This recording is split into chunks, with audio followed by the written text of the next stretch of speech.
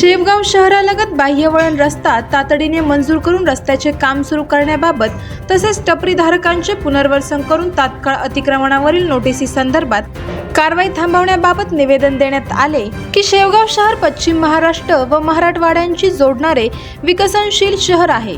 या शहराची लोकसंख्या 60 ते 70 हजारावर पोहोचली असून शेवगाव शहरालगत असणाऱ्या ऑइल मिल, जिनिंग व इतर छोटे मोठे उद्योग यामध्ये सातत्याने शहरातील मुख्य रस्त्यावरून नेहमी वाहनांची वर्दळ चालू राहते।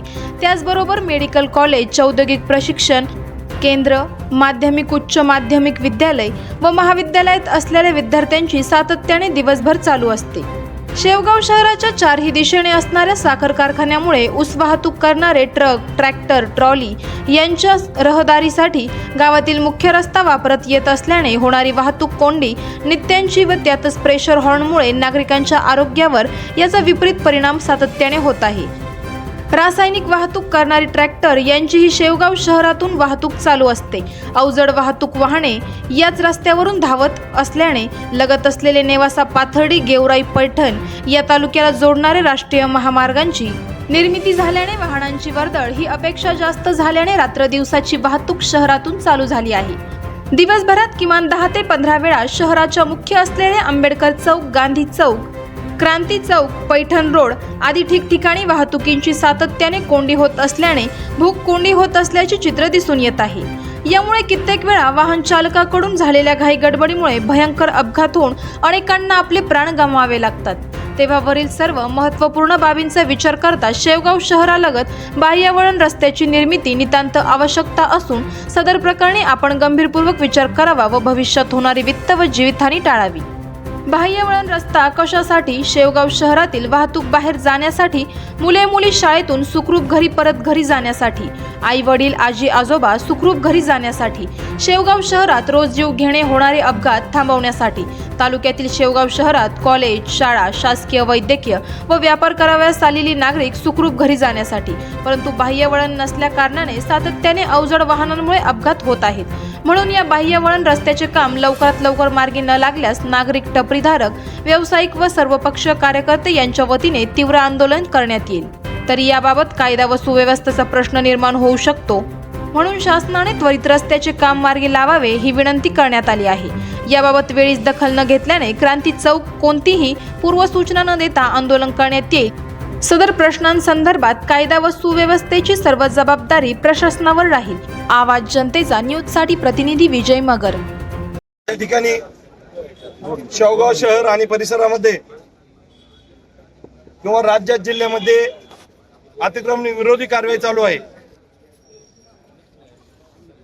त्या संदर्भाने शेवगाव शहरातील सगळे व्यापारी बंधू, छोटे मोठे व्यावसायिक, हॉकर्स, टपरीधारक या ठिकाणी माननीय तहसीलदारांना निवेदन देण्यासाठी आले आहेत। शेवगाव शहराची भौगोलिक परिस्थिती बघता बाहेर, आता मी मागे बोलताना सांगितलं की बाहेरच्या तालुक्यात आणि जिल्ह्यात बघितलं, उदाहरणार्थ आपण संगमनेर पासून बघा, अकोले पासून बघा, श्रीरामपूर पासून बघा किंवा नेवाशा पासून बघा, इकडे पाथर्डी पासून बघा, तर तिसगाव पासून बघा, त्यांना फक्त एकच हायवे त्या गावातून गेलेला आहे। दुर्दैवाने सुदैवाने आपल्याला शेवगाव पाथर्डीला तोंड द्यावं लागतंय। इकडून मिरी मार्ग येणारा राज्यमार्ग आहे, नेवासा रोडून येणारा राज्यमार्ग आहे आणि मराठवाड्यातून पैठणमधून येणारा राज्यमार्ग आहे।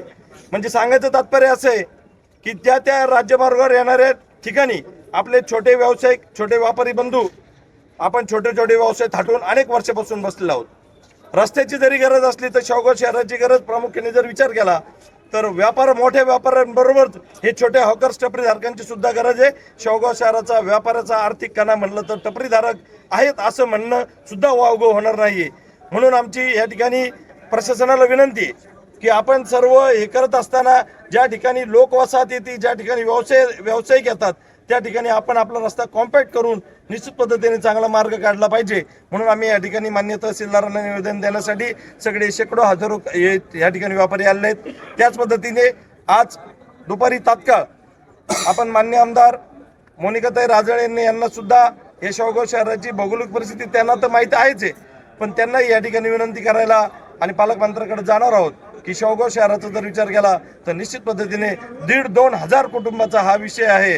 त्यामुळे आपण जर शहरामध्ये थोडंसं रस्ते जर 8 शिथिल केली आणि आमचे व्यावसायिक वाचवले तर निश्चित पद्धतीने नगरपालिका असेल, तहसील प्रशासन असेल, प्रांत साहेब असतील, यांनी या ठिकाणी जातीने लक्ष घालून हा रस्ता कॉम्पॅक्ट करावा.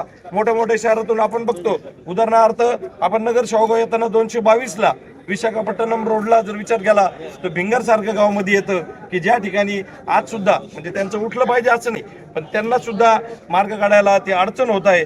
आपली दुसरी मागणी अशी राहणार आहे की गावामध्ये हा प्रसंग जर उद्या आपल्या तोंडासमोर आला तर निश्चित पद्धतीने आपण लोकप्रतिनिधी, आमदार, खासदार असतील, मिनिस्टर असतील, राज्य सरकार असेल किंवा आपलं स्थानिक प्रशासन, नगरपालिका असेल, त्यांना आपण विनंती करणार आहोत.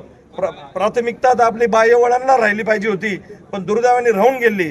आपण आता ते बाह्यवळणाचा रस्ता प्रश्नाच्या संदर्भात आपण आमदारांना आणि खासदारांना भेटणार आहोत, पण तो जर नाही झाला तर तोपर्यंत ही आठ शिथिल करून आमचे जे गावामधले जे काही बीओटीचे प्रकल्प होण्यासारखे आहेत, उदाहरणार्थ जिल्हा परिषदची बस स्टँड समोरची जागा असेल, PSC जागा असेल, पंचायत समितीची बॅक फ्रंट रोडची असेल किंवा बाजारतळ आपलं सर्व नंबर 4 असेल, अशा पद्धतीने जर आपण थोडासा विचार केला तर कोणताही टपरीधारक उन्हात त्याचं घर बांधलं जाणार नाही, अशी या ठिकाणी आम्ही विनंती करण्यासाठी प्रशासनाकडे आलेलो आहोत.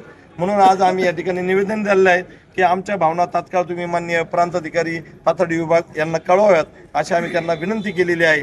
आणि आत्तापासून सगळ्या बांधवांना या ठिकाणी सांगू इच्छितो की आपण आजपासून जर कामाला लागलो तर निश्चित पद्धतीने एक दिलाने आपल्याला प्रशासनाचा संघर्ष करायचा नाही, पण आपल्याला म्हणजे आपण दोन्ही गोष्टीत विचार करू. आपला व्यवसाय वाचला पाहिजे आणि वाहतूक सुद्धा सुरळीत झाली पाहिजे. त्या पद्धतीने आपण आजपासून आपल्याला संजय नांगरेंनी सांगितलं की आपण जर थोडंसं का आपला आदोतादा जर थांबवलं, मी बागड्या लावला का तुम्ही मोटरसायकल लावला, हे आपण आतापासून या क्षणापासून थांबू आणि आज दुपारी माननीय आमदार मोनिकाताई यांना भेटून आपण आपलं निवेदन त्यांच्या समोर मांडू, अशी या ठिकाणी भावना व्यक्त करतो.